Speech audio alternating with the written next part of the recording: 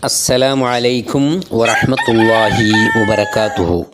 يوم السبت 8 من شهر صفر عام 1447 الهجري. المؤمنون كالجسد الواحد.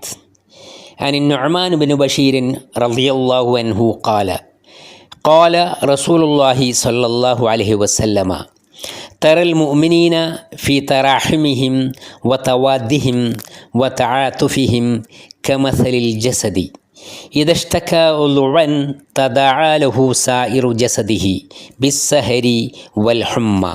സത്യവിശ്വാസികൾ ഒരൊറ്റ ശരീരം.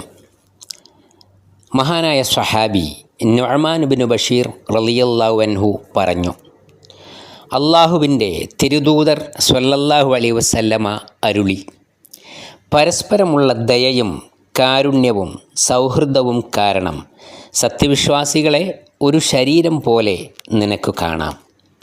ഒരു അവയവത്തിന് അസുഖം ബാധിച്ചാൽ പനി പിടിച്ചും ഉറക്കമൊഴിച്ചും ശരീരം മുഴുവൻ അത് പങ്കുവെക്കും.